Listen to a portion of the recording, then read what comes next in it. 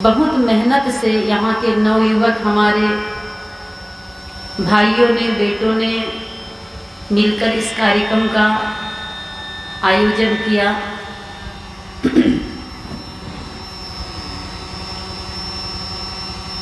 सत्संग का मतलब होता है सुधार।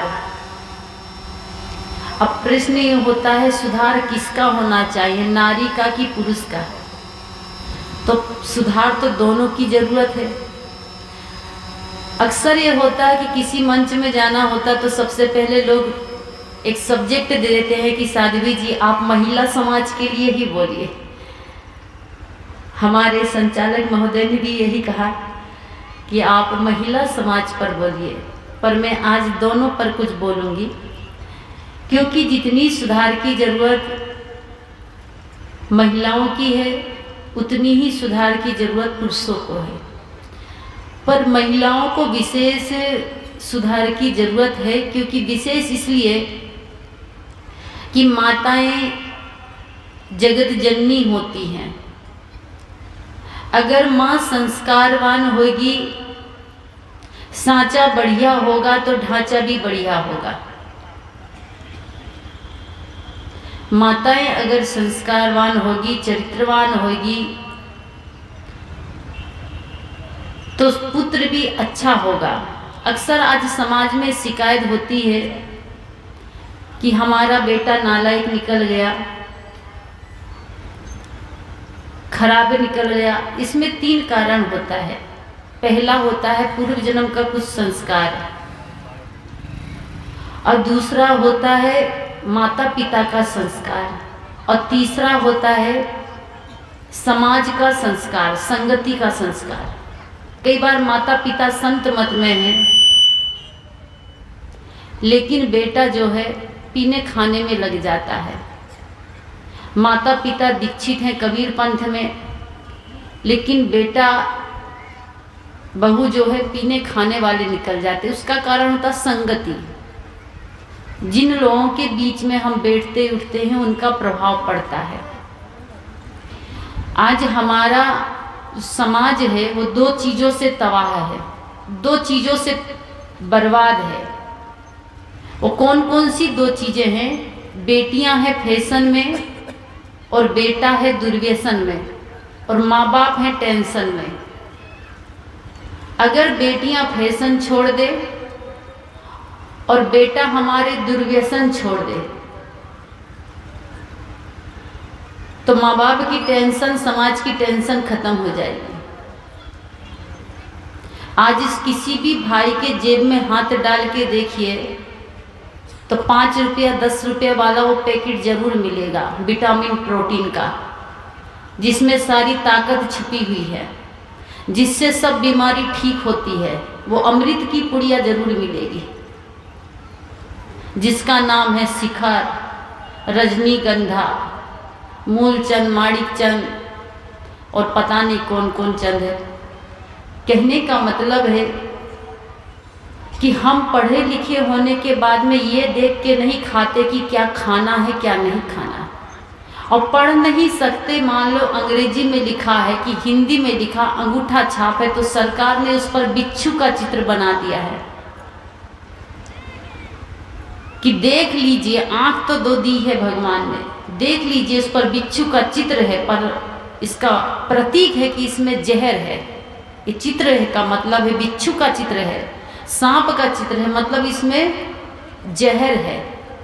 फिर भी हम आंख बंद करके खा लेते हैं। अगर समाज का सुधार चाहते हैं तो दोनों पक्ष को संस्कारवान बनने की जरूरत है, एक पक्ष को नहीं। सिर्फ महिला सुधर जाए, महिला ठीक हो जाए और पति खा पी के घर आए तब बात नहीं बनती। इसलिए बेटी फैशन त्याग दे, बेटा दुर्व्यसन त्याग दे, तो माँ बाप का, समाज का टेंशन खत्म हो जाएगा। 2 ही चीज बर्बादी का कारण है, फैशन और दुर्व्यसन। आज फैशन की अंधी दौड़ समाज में चल पड़ी है। विदेश की नकल करती हैं शहर की लड़कियां, और शहर की नकल करती है गांव देहात की लड़कियां। पहले गांव देहात की लड़कियां जीन्स और टी शर्ट नहीं पहनती थी। आजकल तो गांव देहात की लड़कियां भी जीन्स और टी शर्ट पहनने लगी हैं। पहले ऐसा नहीं हुआ करता था। ठीक है, आप कपड़ा पहनिए, जीन्स पहनिए चाहे टी शर्ट पहनिए, लेकिन कपड़ा होना चाहिए मर्यादा को ढकने के लिए, इज्जत को ढकने के लिए। कपड़ा इज्जत को दिखाने के लिए नहीं होना चाहिए। हम देवी की पूजा करते हैं, सरस्वती की, लक्ष्मी की, दुर्गा की। जिन देवी की हम पूजा करते हैं, काश उनका आदर्श, उनका चरित्र, उनकी शिक्षा अपने जीवन में अपना लेते, लेकिन ऐसा नहीं होता। पूजा करेंगे देवी की और आदर्श अपनाते श्री देवी का। इस समाज में देखा जाता है, नकल किसकी करते हैं? हमारी हेयर स्टाइल कैसे होना चाहिए, हमारा ब्लाउज का कटिंग कैसे होना चाहिए, हमारी साड़ी कैसे होना चाहिए, हमारा चेहरे का मेकअप कैसे होना चाहिए, ये हम टीवी की नकल देख के करते हैं। जीवन का सार, जीवन की सुंदरता इसमें नहीं है। जीवन की सुंदरता बाहर के रूप में नहीं है, अंदर के स्वरूप में है। सबरी का नाम इतिहास में बड़े प्रेम से लिया जाता है, रामायण में बड़ी प्रेम से लिया जाता है। सबरी न कभी ब्यूटी पार्लर गई है, न कभी लिपस्टिक पाउडर लगाई, न कभी क्रीम लगाई, न कभी ऊंची साड़ी पहनी, फिर भी उसका नाम इतिहास में लिया जाता है। क्यों? क्योंकि सबरी ने भक्ति से अपने तन को सुंदर बनाया था, क्रीम पाउडर से नहीं, लिपस्टिक से नहीं, भक्ति से, सेवा से। रोज सुबह उठती थी, ऋषि मुनियों की कुटिया को बाहर देती थी, झाड़ू लगा के भोजन बनाने के लिए जलावर और पानी ला के रख देती थी। सेवा से उन्होंने अपने जीवन का कल्याण कर दिया।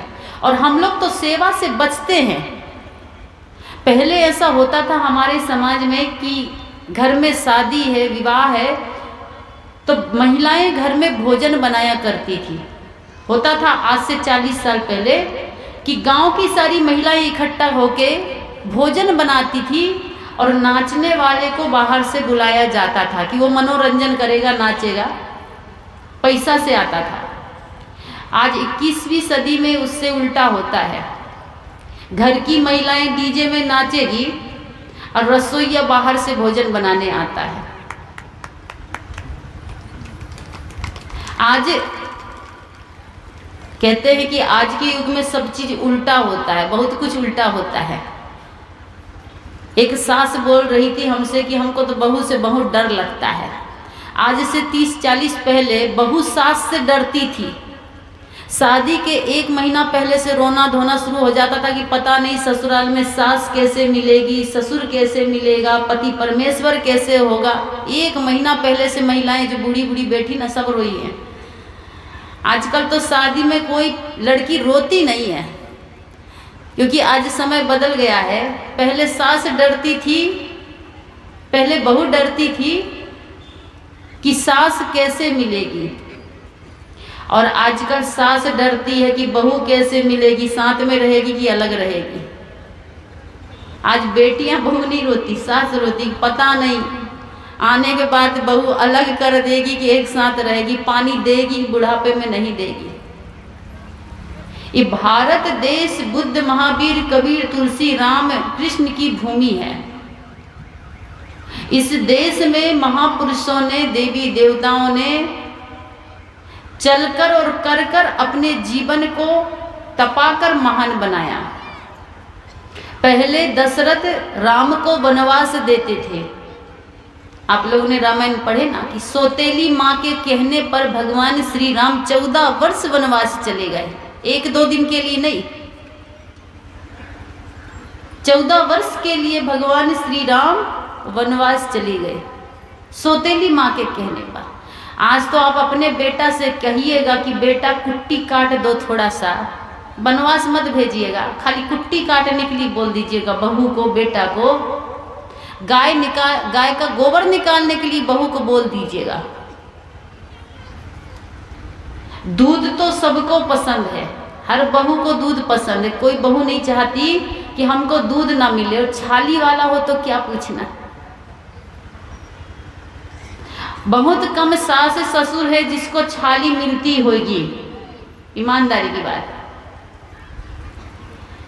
गोबर निकालने का काम, कुट्टी काटने का काम आज भी गांव देहात में हम देखते हैं बूढ़े सास और ससुर की ड्यूटी होती है, और दूध की बाल्टी पकड़ने का ड्यूटी बहू का होता है। ये वही देश है, ये वही स्थान है जहां 33 कोटि देवी देवता का जन्म माना जाता है। एक दो नहीं, लोग कहते भारत में 33 कोटि देवी देवता है, और 33 कोटि देवी देवता के होते हुए भी आज भारत में वृद्धा आश्रम बन रहे हैं। पूर्णिया में वृद्धा आश्रम है, पटना में वृद्धा आश्रम है, भागलपुर में वृद्धा आश्रम है। क्यों? क्योंकि हम अपनी मूल संस्कृति और मूल सभ्यता को खोते जा रहे हैं।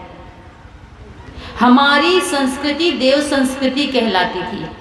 विदेश के लोग आज भी हमारी संस्कृति को, हमारी सभ्यता को नमन करते हैं। विदेश के लोग आज भी इस भारत की भूमि को, यहाँ की मिट्टी को अपने मस्तिष्क में लगाते हैं कि धन्य ये पावन भूमि जहाँ राम कृष्ण बुद्ध महावीर कबीर तुलसी नानक जैसे महापुरुष है। धन्य ये पावन भूमि जहाँ पर मीरा सबरी सहजोबाई अनसुईया सती सावित्री जैसी नारियां हुई। पर हमारी दृष्टि कहाँ है? पश्चिम के लोगों की दृष्टि है भारत की ओर, और हमारी दृष्टि है विदेश की ओर। हम विदेशी खाना पसंद करते हैं, विदेशी कपड़ा पसंद करते हैं। आज हमारे बेटा बेटी क्या खाते हैं? Chow mein, Maggi, noodles, pasta, pizza, जिसको खाने से अतड़ी में कैंसर की बीमारी होती। कभी चाउमीन मत खाइए, कभी नूडल्स मैगी मत खाइए, कभी पास्ता मत खाइए, कभी पिज्जा मत खाइए, क्योंकि ये सब सड़े हुए मैदा से बनते हैं। विदेश के लोग यहाँ की रोटी खाने के लिए तरसते हैं। यहाँ की रोटी एरोप्लेन से अमेरिका जाती है, कभी नेट खोल के सर्च करके देख लीजिएगा। और विदेश का सड़ा हुआ माल हमारे देश में बहुत ज़्यादा बिकता है। मैगी तो कभी नहीं खाना चाहिए, नूडल्स कभी नहीं खाना चाहिए, पिज्ज़ा कभी नहीं खाना चाहिए, पास्ता कभी नहीं खाना चाहिए, क्योंकि इसमें फाइबर नहीं होता, रेशा नहीं होता, चोकर नहीं होता। और बिना चोकर रेशे के भोजन अगर आप करते हैं तो पेट में अल्सर है, बवासीर है और कैंसर का कारण बनता है। एक बार पूर्णिया हॉस्पिटल में एक 10 साल के बच्चा को पेट का ऑपरेशन करके मैगी निकाला गया था, पेपर में छपा था, आज से लगभग 10 साल पहले की बात। हंस गया था, पचता नहीं, क्योंकि सड़े हुए मैदा से बनता है, केमिकल से बनता है। आप भोजन, आपके भारत देश में 1000 अन्न है खाने के लिए, 1000 चीज है खाने के। 1000 को छोड़ के आप सड़ी हुई मैगी खाते हैं, सड़ा हुआ नूडल्स खाते हैं। क्यों? क्योंकि हम नकल पर जीते हैं, अकल पर कम जीते हैं। नकल पर हम देखते हैं एक दूसरे को, या टीवी में देख लिया मैगी का एडवर्टाइज तो मैगी खाना। एक दिन में अमेरिका का दुकान देख रही थी, तो दुकान में अमेरिका का दतून रखा हुआ था। 2 दतून की कीमत 700 रुपया। दतून मतलब समझ गए? दातून, मुखारी क्या कहते हैं आप लोग, जो भी कहते हैं, दतून। 700 रुपया। वहां के लोग एक दतून को 8 दिन तक चलाते हैं, फ्रिज में रख रख के। अमेरिका जाती है यहाँ से दतून एरोप्लेन से, क्योंकि वहाँ दतून नहीं होती, नीम का पेड़ नहीं होता। और हमारे देश में अमेरिका का जो सबसे घटिया टूथपेस्ट है कोलगेट, वो अमेरिका से यहाँ आता है, सबसे घटिया, सबसे खराब। हमारे देश के लोग वही करते हैं, दतून छोड़ के। कहने का मतलब है हम लोग बाहरी रूप से तो गुलामी से मुक्त हो गए, लेकिन मानसिक रूप से आज भी गुलाम हैं। अभी हमको ये ज्ञान नहीं हुआ कि क्या खाना चाहिए, क्या नहीं खाना चाहिए, क्या पहनना चाहिए, क्या नहीं पहनना चाहिए। तो समाज दो चीज से बर्बाद है, दो चीज से पतन की ओर जा रहा है। पहली बात है बेटियां हैं फैशन में और बेटा है दुर्व्यसन में, और माँ बाप हैं टेंशन में। अगर बेटियां फैशन त्याग दे तो 50% बलात्कार रुक सकता है, क्योंकि देखने से भी भावना बनती है। अगर किसी का कपड़ा ठीक ठाक नहीं है तो उसकी तरफ दृष्टि जाती है हमारी भाइयों की, बेटों की, तो भावना खराब होती। कपड़ा ठीक ठाक हो, पहनावा ठीक हो। कई बार मैं माताओं को कहती हूँ कि ब्लाउज की कटिंग बहुत बड़ी मत रखिए। हाथ जोड़ के निवेदन है कि ब्लाउज की कटिंग बहुत बड़ी, गले की कटिंग मत रखिए। आस्तीन कोशिश कीजिए कि लंबा बनाए। घर के अंदर हो तो ठीक है, कोई बात नहीं, वहां आपके पिता हैं, आपके पति हैं, सास ससुर, अपना परिवार के बीच आप चाहे जैसे पहनिए। लेकिन बाहर निकलते हैं तो कभी देखा होगा आपने, मुसलमान लड़की होती है, मुस्लिम लड़की, और जब बाहर निकलती तो पूरा सिर से लेके पैर तक ढक के निकलती है। हमारे घर की बहू जैसे बाहर जाएगी ना, मोटरसाइकिल से गांव पार करेगी, मोटरसाइकिल से गांव तक तो सिर ढका रहेगा, गांव पार की सिर का पल्लू भी नीचे गिरा देगी कि अब पार हो गए, यहाँ कोई ससुर भसुर नहीं है, छोड़िए। नारी में 3 गुण हो गए तो वो आज भी पूजनीय हो जाती है, आज भी वो देवी का रूप हो जाएगी। और नारी में 3 गुण हो गए तो कौन कौन से?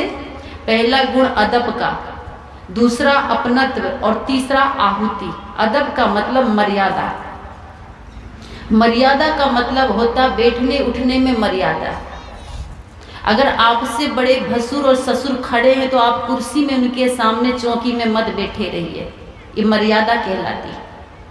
बैठने में मर्यादा, बोलने में मर्यादा। आपसे बड़े अगर ससुर भसुर है, बड़ी गोतनी है, तो ऊंची आवाज में बात मत कीजिए, ये मर्यादा कहलाती है। पहनने ओढ़ने में मर्यादा, शरीर का अंग दिखे ऐसा कपड़ा मत पहनिए, शरीर ढकने की चीज है। हमारे भाई लोग देखिए फुल पैंट फुल शर्ट पहनते ना, फुल पैंट फुल शर्ट। हमारी माताएं, आज का तो फैशन का जमाना है, मत पूछिए, बेटियां बड़ी होते जा रही हैं, कपड़े छोटे होते जा रहा है। और कपड़ा छोटा तो छोड़िए, फैशन में क्या क्या चल गया है। एक लड़की 3 जगह से फटा हुआ पैंट पहन के बगल में बैठी हुई थी रेलवे स्टेशन में। पूछा, बाबू ये 3 जगह से पैंट फटा है, कौन कारण से फट गया, कहीं चूहा ने तो नहीं कतर दिया? कहा नहीं, चूहा ने नहीं कतरा। कहा प्रेस में जल गया होगा, कहा प्रेस में भी नहीं जला। तो कहा कहीं एक्सीडेंट में फट गया, कहा ऐसा कुछ नहीं है।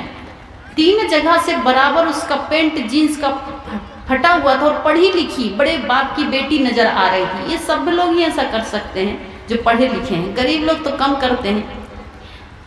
पहले आर्थिक गरीबी में कपड़ा फट जाता था तो लोग टेलर के पास ले जाके उसी कलर का कपड़ा रख के उस पर रफू करवा देते थे। आजकल मानसिक गुलामी इतनी हो गई आदमी की कि कपड़ा फाड़ के पहनता है, कि मानसिक गुलामी का लक्षण है। उस लड़की ने कहा कि ना कपड़ा को चूहा काटा है, ना प्रेस में जला है, और ना ही एक्सीडेंट में फटा है। तो हम कहा इस पेंट का नाम क्या है? फैशन में भी सब चीज का नाम होता है। उसने कहा ये मार्केट में फटा फटाया ही मिलता है पेंट, क्या नाम है? तो कहा एक्सीडेंटल पेंट। पेंट का नाम भी होता है एक्सीडेंटल पेंट।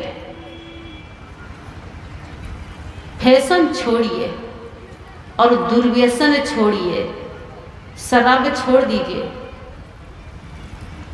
जो जीवन को खराब करती है उस शराब को छोड़ दिए। जीवन बड़ा अनमोल है आपका, साधारण नहीं है। जिस खाने से आपको कैंसर की बीमारी होती है, जिसको खाने के बाद आपको बार बार थूकना पड़ता है, उस गुटखा को खाना ही क्या, उस खैनी को खाना ही क्या, थूकने के लिए खाते हैं। अब थूक साफ करने के लिए भारत सरकार का करोड़ों रुपया खर्च होता है। रेलवे स्टेशन में देखिए झाड़ू पोछा लगाने वाले लगे हुए हैं, फ्री में सेवा नहीं कर रहे। हर एक आदमी का 10 से 15 से 20 हजार तक का तनख्वाह है। तो मैं कह रही थी कि अगर नारी में 3 गुण हो जाए, माताओं में 3 गुण हो जाए, तो ये माताएं आज भी देवी का रूप हो सकती है, आज भी सरस्वती दुर्गा लक्ष्मी बन सकती है, आज भी अनसुईया मीरा सबरी बन सकती है। सिर्फ 3 गुण। पहला अदब का, अदब मतलब मर्यादा, पहनने ओढ़ने में मर्यादा, बैठने उठने में मर्यादा, बोलने में मर्यादा, और तीसरी मर्यादा देखने में। अपने पति को छोड़ के जितने भी ये पुरुष समाज है, हर महिला के लिए पिता, भाई और बेटा के तुल्य होना चाहिए। यही बात पुरुष के लिए कि जितनी ये नारी समाज बैठी हुई हैं, अपने पत्नी के अलावा सारी माँ, बहन और बेटी के समान होती है। ये अदब की भावना होना चाहिए। दूसरी भावना अपनापन। लड़की जब ससुराल जाती है तो ससुराल की हर चीज अपनी लगती है, मकान अपना, दुकान अपना। ससुराल जाने के बाद लगता है कि सब अपना ही है, पति परमेश्वर अपना, सब चीज अपना, पर 2 चीज अपनी नहीं लगती, वो है बूढ़े सास और बूढ़े ससुर। बहुत घरों में होता है कि शादी के कुछ दिन बाद ही सास बहू में झगड़ा हो जाता है और सास को अलग कर दिया जाता है कि नहीं पट रहा है, अब अलग बनाइए, खाइए अलग से। मैंने कहा था कि पहले दशरथ राम को वनवास देते थे, आज राम ही दशरथ को वनवास देने लगे हैं। ये समय का फेर है, ये सोच का, ये विचार का, ये सद्बुद्धि का अभाव का फेर है। इसलिए किसी ने बड़ा सुंदर कहा है कि नई सदी से मिल रही दर्द भरी सौगात, बेटा कहता बाप से तेरी क्या औकात। नई सदी से मिल रही दर्द भरी सौगात, बेटा कहता बाप से तेरी क्या औकात। पानी आँखों का मरा, मरी शर्म और लाज, पानी आँखों का मरा, मरी शर्म और लाज, कहे बहू अब सास से घर में मेरा राज। भाई भी करता नहीं भाई पर विश्वास, भाई भी करता नहीं भाई पर विश्वास। आज भाई भाई टाटी लगा के जीते हैं, बिना टाटी का भाई भाई का मकान नहीं मिलेगा। दरवाजे में टाटी, आंगन में टाटी। पहले लंबे लंबे बड़े बड़े दरवाजे होते थे, बड़े बड़े द्वार होते थे, बड़े बड़े आंगन हुआ करते थे जिसमें पूरी एक बारात समाहित हो जाए। आज तो टाटी पे टाटी लगा के तब भाई कहता कि हम बढ़िया, दुश्मन का चेहरा देख लेंगे लेकिन भाई का नहीं देखेंगे। भाई भाई में 36 का आंकड़ा। आज जितने कोर्ट कचहरी में मुकदमा चल रहे हैं, केस चल रहे हैं, हिंदुस्तान पाकिस्तान का कम होगा पर भाई भाई का ज्यादा होगा। ये राम की वही भूमि है जहां भगवान श्री राम अपने छोटे भाई, सौतेले भाई भरत के लिए सारी अयोध्या नगरी छोड़ दी थी कि कोई बात नहीं, माँ का आदेश है, भरत राजा बनेगा तो भरत ही राजा बन जाए इस नगरी का। मुझे स्वीकार है 14 वर्ष वनवास। आज वही राम के देश में भाई भाई 2-2 हाथ जमीन के लिए तीर, तलवार और बंदूक निकाल लेते हैं। 2-2 हाथ जमीन के लिए। एक घर में एक बाप की मृत्यु हो गई, बाप की मृत्यु हुई तो गांव का सब आदमी आया, बांस काट तैयार किया, डोली तैयार हुई, कहा चलिए अंतिम संस्कार कर लेते हैं। बड़े भाई ने कहा अंतिम संस्कार बाद में होगा, पहले हम दोनों का बंटवारा हो जाए।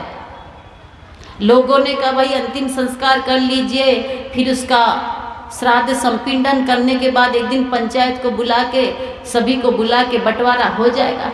कहा ना, कितना आदमी फिर कभी आएगा कि नहीं आएगा, किसको बुलाएंगे किसको नहीं बुलाएंगे। अभी सारा रिलेशन इकट्ठा हुआ है, कुटुंब दियाद सब है, गांव का भी इकट्ठा। फैसला पहले, बाद में अंतिम संस्कार। लोगों ने कहा बड़ी विचित्र बात है, बहुत आदमी धन के लिए मरता है, मरने वाला तो सब छोड़ के चला गया, लेकिन जो जिंदा है वो छूटे हुए को देख के ये शिक्षा नहीं ले सकता कि ये सब छोड़ के गया तो हम क्या पकड़ के जाएंगे। धन के लिए मरते हैं। दोनों में झगड़ा हो गया कि हो जाए बंटवारा का, हो जाए ठीक है। पंचों ने कहा कर ही देना चाहिए।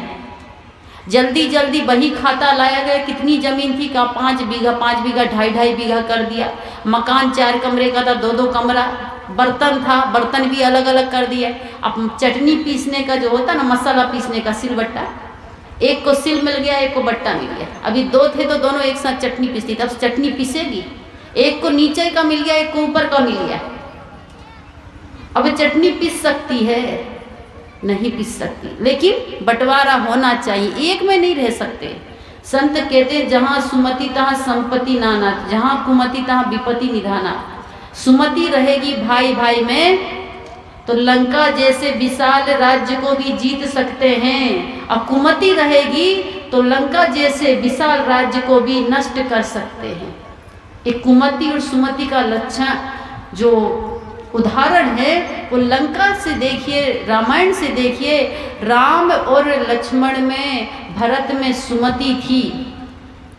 राम और लक्ष्मण में इतना प्रेम था तो विशाल लंका को भी जीत लिए, और रावण में और विभीषण में थोड़ी सी क्या हुआ, कुमति थोड़ी सी हुई ना।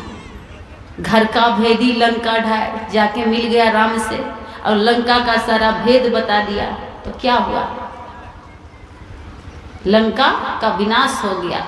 दोनों भाइयों में जब झंझट हुआ तो बंटवारा तो हो गया, सब चीज ठीक ठाक, लेकिन दो हाथ टाटी ज्यादा बड़े भाई के तरफ चली गई जमीन, टाटी थोड़ा इधर से लग गया द्वार में। तो छोटा भाई 4 हाथ का डंडा लेके आ गया, कहा बड़ा बेईमान है, टाटी इधर से नहीं उधर से लगना चाहिए, ये टाटी इधर से क्यों लगी। कहा पंचों ने फैसला किया था कि बड़ा है तो बड़ा को थोड़ा विशेष दिया जाता है, तो 2 हाथ ज्यादा जमीन दे दिया। कहा ना, बड़ा होगा अपनी जगह में लेकिन टाटी लगेगी उधर से, ये जमीन मेरी है।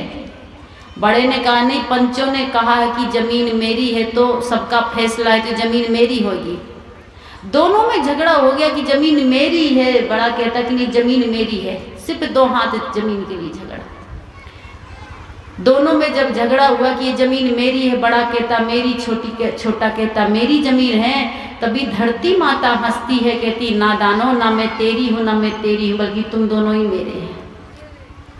ये जमीन किसी की नहीं हुई बल्कि सब जमीन के ही हो गई। जितने भी संसार में आ गए सबने किवाला करवाया, जमीन बनाया, सोचा कि ये जमीन मेरी हो गई, पर जमीन किसी की होती नहीं, सब जमीन के ही होते हैं। इसलिए संत कहते हैं कि भाई भी करता नहीं, भाई पर विश्वास, बहन पराई हो गई, साली खासम खास। मंदिर पे पूजा करे घर पे करे कलेश, मंदिर में पूजा करे घर में कले कलेश, बापू तो बोझा लगे पत्थर लगे गणेश। मंदिर के भगवान को लगते 56 भोग, मर जाते फुटपाथ में भूखे नंगे लोग। ये भारत देश की स्थिति है कि नई सदी से मिल रही दर्द भरी सौगात। बेटा कहता बाप से तेरी क्या औकात, बहुत कमा दीजिए सब कुछ दे दीजिए, फिर भी बेटा के मुंह से सुनिए क्या किए आपने हमारे लिए, क्या किए हैं। हम तो अपने से कमाते, अपने से खाते, परिवार अपने से चलाते, तो क्या जन्म से ही करने लगे थे सब। ये माँ बाप के आंखों में आंसू क्यों हैं। इतना सब करने के बाद में भी अगर किसी का बेटा ये कहे कि क्या किए हैं आप मेरे लिए, तो उस माँ पर क्या बीतती होगी जो सारी सारी रात जगी। उस माँ पर क्या बीतती होगी जो 9 महीना पेट पर रखी। उस माँ पर क्या बीतती होगी तो एक बेटा के लालन पालन में 4 साल टट्टी पेशाब धोती है। उस माँ पर क्या बीतती है जो सारी जीवन की खुशी अपने बेटा को सौंप देती है। कहते हैं कि बच्चों के पालन पोषण में माँ अपना सुंदरता खो देती है। बच्चे के लालन पालन में माँ अपनी सुंदरता खो देती है, और बेटा बड़ा होकर पत्नी की सुंदरता में माँ बाप को खो देता है। 4-6 बच्चे को 2 माँ बाप पाल लेते हैं। 4-6 नहीं, 1 दर्जन भी हो जाए तो 2 माँ बाप 1 दर्जन बच्चे को पाल पोस कर बड़ा कर देते हैं। पर 1 दर्जन बच्चे, 4 बच्चे मिलकर भी 2 माँ बाप का बोझ नहीं उठा पाते। माँ त्याग की मूर्ति है, माँ ममता की मूर्ति, माँ करुणा की मूर्ति है। माँ के बराबर दिल संसार में किसी का दिल नहीं होता। माँ है तो सब कुछ है, पिता है तो सब कुछ है। घर में सारे देवी देवता आपके रखे रहे गुसाई घर में, आप बीमार हो जाइएगा तो कौन देवी देवता सबसे पहले दौड़ेगा। आपको स्कूल की फीस है तो जरूरत है तो कौन देवी देवता देता है, ये माता पिता रूपी देवता। ये पैसा की बात तो छोड़िए, अगर आपसे आपको कभी ज़रूरत पड़ गई कि अपने माँ का कलेजे की ज़रूरत पड़ जाए, जान की ज़रूरत पड़ जाए, दिल की ज़रूरत पड़ जाए, तो माँ देने के लिए तैयार हो जाती है। एक दिन मैं न्यूज़ सुन रही थी, समाचार गुजरात का था। गुजरात में एक महिला 13 वर्ष के बाद में गर्भवती हुई, शादी के 13 वर्ष बाद। हर माँ चाहती है कि शादी के बाद 2-4 साल हो जाए तो हो जाए, लेकिन 2-4 साल ही बाद सही पर एक बच्चा हो जाए, हर माँ का अरमान होता है। 13 साल बाद वो महिला गर्भवती हुई, इसको कितनी खुशी हुई होगी कि शादी के हमारा 13 साल बीत गया, तब पहली बार हम गर्भवती हुए, माँ बनेंगे, बच्चा होगा, बड़ी खुशी। लेकिन जैसे ही पेट में दर्द हुआ, डिलीवरी का समय आया, हॉस्पिटल ले जाया गया, हॉस्पिटल में चेक किया गया, चेक करने पर पता चला कि स्थिति बड़ी खराब है, या तो बच्चा को बचा सकते हैं या माँ को बचा सकते हैं। डॉक्टर ने पूछा सास ससुर से कि स्थिति बहुत खराब है, दर्द बहुत ज़्यादा है, या तो माँ को बचा सकते हैं या बच्चा को, आप लोग बताइए, दो में से किसको बचाना है। सास ससुर ने कहा हम क्या बताएं, बहू से ही पूछ लीजिए। उस महिला के पास में गए, कहा बहन जी बताइए, आपकी स्थिति बहुत खराब है, सोनोग्राफी करके देखे, या तो आपको बचा सकते हैं या आपके बच्चा को, दो में से किसको बचाएं। समय बहुत कम है, 2 मिनट में उत्तर दीजिए सोच के। उस महिला ने 2 मिनट नहीं, 2 सेकंड नहीं लगाया, तुरंत बोला सर मेरे बेटा को बचा लीजिए, मेरे बच्चा को बचा लीजिए। डॉक्टर ने ऑपरेशन किया, लाइव वीडियो बना उसका, न्यूज में हम देखे। उस महिला का नाम सुहानी था, गुजरात की थी। बच्चा निकला पेट से ठीक ठाक सही सलामत, उस माँ को दिखाया गया, देखिए आपको बच्चा हुआ है, बढ़िया है, स्वस्थ है, अच्छा है। लेकिन डॉक्टर पहले ही बोल दिया था कि 2 में से एक ही बचेगा। महिला तो समझ गई थी कि कुछ सेकंड ही हमारी जिंदगी है। उस बच्चे को बड़े प्रेम से उस माँ चूमती है, दुलारती है, सीने से लगाती है और सदा के लिए संसार से अलविदा हो जाती है। डॉक्टरों की आंखों में आंसू आ गए। जब उस दिन हम पहली बार ये वीडियो देखे थे, 2 साल पहले की घटना है, हम भी देखते देखते ये न्यूज जो है, समाचार सुनते सुनते देखते आंखों से आंसू आ गया कि अपनी जान की बाजी लगाकर माँ बच्चों को इस संसार में लाती है। बच्चे का जन्म, माँ का दूसरा जन्म, वो पीड़ा होती है। हम तो 12 साल की उम्र से दीक्षा ले लिए थे, बाल ब्रह्मचारी। हमको तो ये नहीं पता कि संसार में माताओं को कितना दुख होता है, लेकिन संसार में जीते हैं तो देख के तो अनुभव कर सकते हैं कि माताओं को कितना दुख होता है। इसलिए कहते हैं माँ के बराबर करुणा मान, माँ के बराबर ममता और माँ के बराबर दिल इस संसार में किसी का दिल नहीं होता। बोल के तो देखिए आप माँ को, बेटा को क्या पसंद है माँ वही बनाएगी। कद्दू की सब्जी नहीं पसंद तो माँ नहीं बनाएगी, आलू की भुजिया पसंद तो माँ आलू की भुजिया बनाएगी। माँ है तो दुनिया है, माँ है तो नैहर है। वो बेटी अनुभव करती जिस घर में माँ नहीं है, और जब ससुराल से जाती तो घर में सब मिलता है, पिता मिल जाएगा, भाई मिल जाएगा, भाभी मिल जाएगा। उस आंगन में माँ नहीं होती तो उस कमी को केवल एक वो बेटी अनुभव कर सकती है, जो माँ से जाने के बाद बोलती माँ ये चीज़ ले जाऊंगी, मैं फलानी चीज़ ले जाऊंगी, मेरे घर में ये नहीं, मुझे ये दे देना, ये नहीं। या मेरे घर का सुख दुख जो है, जो अपने माँ से शेयर कर सकती है, बोल सकती है, वो सबसे नहीं बोल सकती। एक स्थान होता है माँ। इसलिए भगवान सब जगह नहीं रह सकता, लेकिन भगवान ने माँ के रूप में एक भगवान स्थापित किया है जो सब जगह आपकी रक्षा करता है। इसलिए संत कहते हैं कि माँ बाप से बढ़कर जग में कोई दूजा नहीं खजाना, जिसने तुझे जन्म दिया है दिल उसका कभी नहीं दुखाना।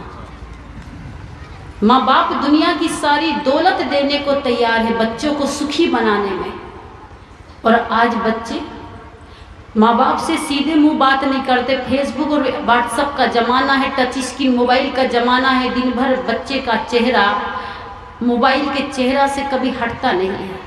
दिन भर ऊपर नीचे ऊपर नीचे ऊपर नीचे करते रहते हैं। माँ बाप बेटा बेटी को देखकर जीते हैं और बेटा बेटी मोबाइल को देखकर जीते हैं। माँ तो माँ होती, माँ का त्याग के बराबर दुनिया में कोई त्याग नहीं होता। इसलिए शास्त्रों में कहा गया सब ऋण से बेटा मुक्त हो सकता, पर माँ के ऋण से कभी बेटा मुक्त नहीं हो सकता।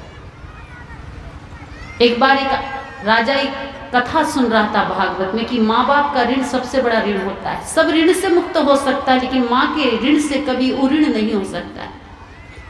तो एक राजा का बेटा एक कथा सुन रहा था, उसको लगा राजकुमार को कि हम इतने धनी हैं, इतने अमीर हैं, करोड़पति हैं, हमारे पास कौन कमी है, सोना चांदी नौकर चाकर। जाते हैं माँ से बोलेंगे क्या चाहिए आपको, ऋण से मुक्त हो जाएंगे।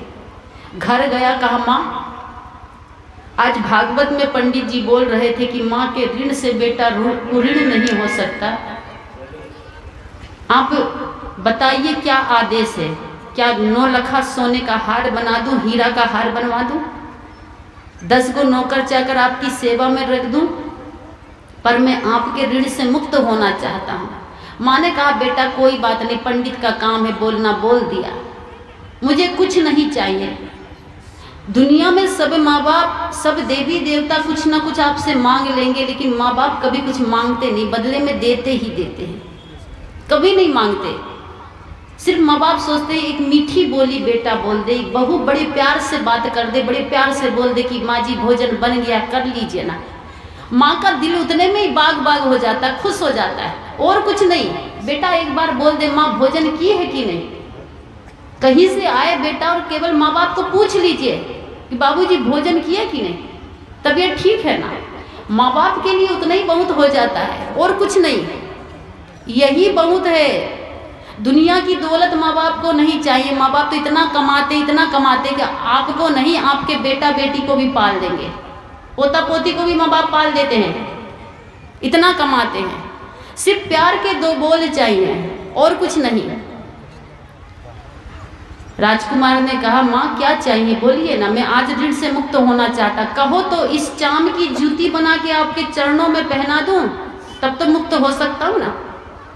माँ ने कहा बेटा किस चाम की बात कर रहे हो, ये चाम जो आपके देह में लगा है ना, वो भी मेरे ही खून से बना है, उसको मैंने ही बनाया है।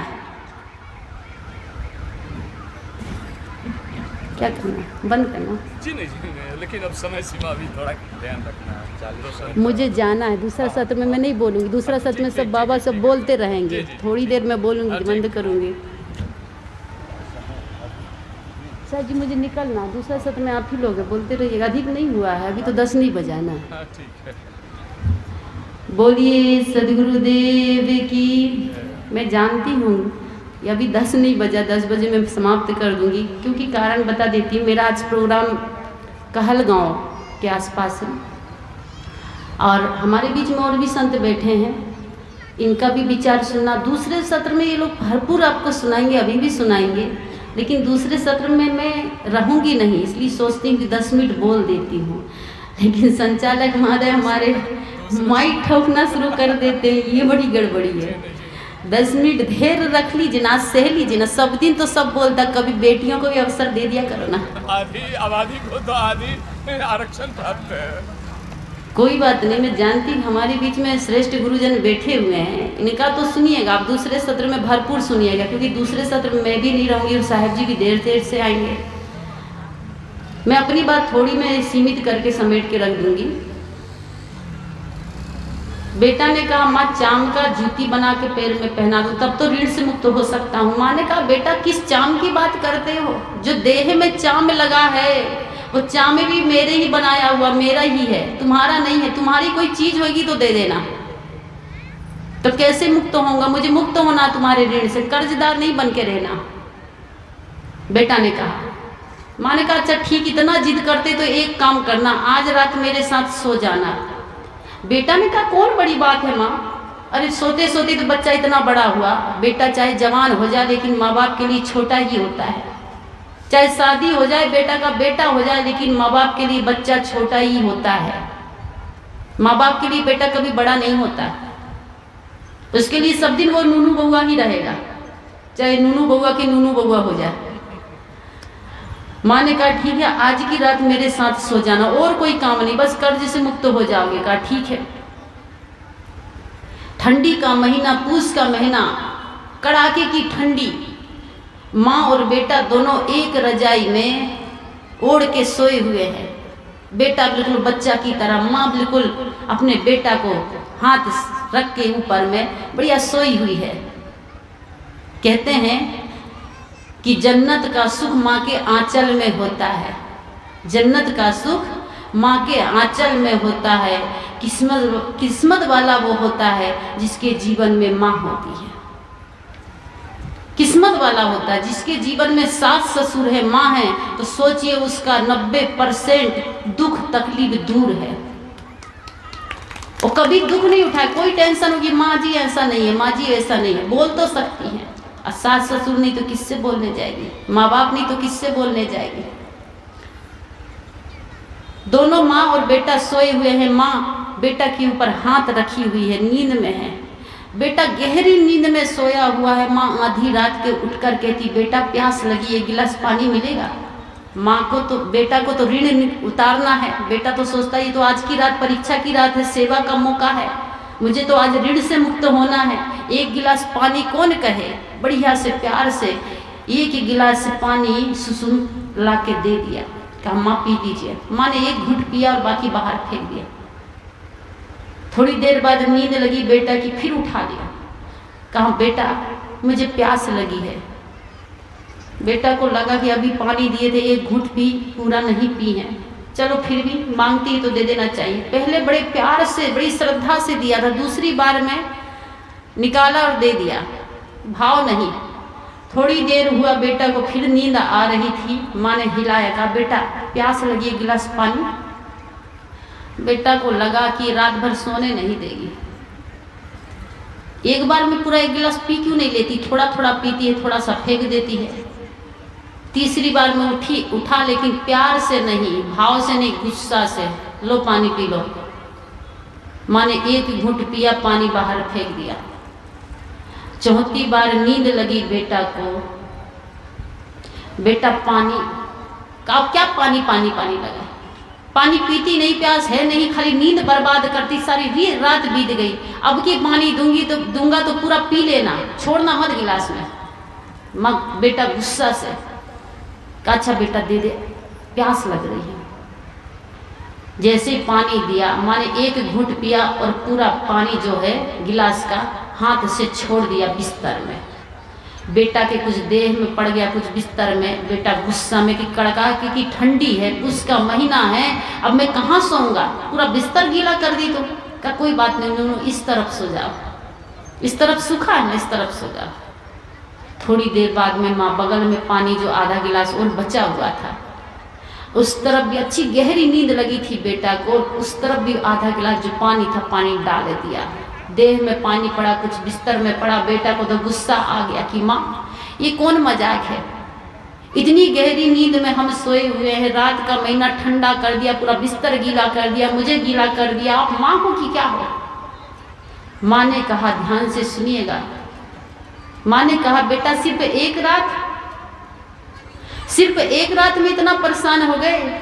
जब तुम जन्म लिए थे, छोटे से थे, तो सारी रात पेशाब करते थे, सारी रात बाथरूम करते थे और बिस्तर पूरा गीला कर देते थे। कभी मैं दाएं सोती थी, कभी बाएं सुलाती थी, कभी बाएं सोती थी, दाएं सुलाती थी। जब दोनों तरफ गीला हो जाता था तो अपने सीने में लिटा के तुम्हें सुलाती थी, सूखे में सुलाती थी, अपने सीने में सुलाती थी। और एक रात नहीं, मैं ऐसी कई रात जगी हूं मैं। तुम एक रात जगने से परेशान हो गए, मैंने तो तुम्हें 4 साल बड़ा करते करते, एक 4 साल में कितनी रात होती जरा गिन लेना और गिन के बताना कि इन 4 सालों में मैंने कितनी रात जागा है। और एक बेटा के लिए इतना, और 4 बेटा का हो गया तो 16 साल माँ अपना सुख और चैन त्याग देती है, तब 4 गो बच्चे का पालन पोषण करती है। ये साधारण बात नहीं है, ये बहुत बड़ी बात होती है। कभी जाग के देख लीजिएगा। एक माता जी को लकवा हो गया, बूढ़ी सास को, तो बहू अपने यहाँ ले गई हमको कि चलिए थोड़ा चरण रख दीजिए चरण पूजा में। जब गए तो सारा घर घुमाने के बाद में सास के कमरे में ले गई, कहा देखिए ना 1 महीना से बिस्तर में पड़ी, लकवा हो गया है, बिस्तर में ही टट्टी पेशाब करती है। आप कुछ ऐसा मंत्र नहीं जानते कि हमारी सास को भगवान जल्दी से ऊपर उठा ले, कुछ मंत्र जानते तो पानी में पढ़ के दे दीजिए ना। हमने कहा क्या दिक्कत है, का देखिए ना, 1 महीना से बिस्तर में ही लेटरिन बाथरूम करती हैं, बड़ा टेंशन होता है। हमने कहा जब जन्मे थे आप पूरे 5 फीट के नहीं थे, 2 फीट के भी नहीं थे, 1 फीट के भी नहीं थे, और जन्म से कहीं आप लेटरिन बाथरूम बाहर नहीं जाते थे। माँ की गोद में ही लेटरिन बाथरूम कर करके बड़े हुए हैं। वो माँ तो गोद में नहीं खाट में कर रही, चेंज कर दीजिए ना, क्या दिक्कत है। हम तो गोद में करते थे, माँ के हाथ में करते थे, माँ के कपड़े में करते थे, तो माँ बदल लेती थी और कभी नहीं कहती थी भगवान बेटा को उठा लीजिए, गोद में लेटरिन करता हूँ। खाट में करते ही तो हम प्रार्थना करते लगते कि भगवान हमारी सास को ऊपर उठा लीजिए, खाट में पड़ी हुई है। कभी मत कीजिए, माँ बाप का सम्मान कीजिए। इसलिए मैं कह रही थी कि नई सदी से मिल रही दर्द भरी सौगात, बेटा कहता बाप से तेरी क्या औकात। ऐसा हमारे घर का माहौल ना हो।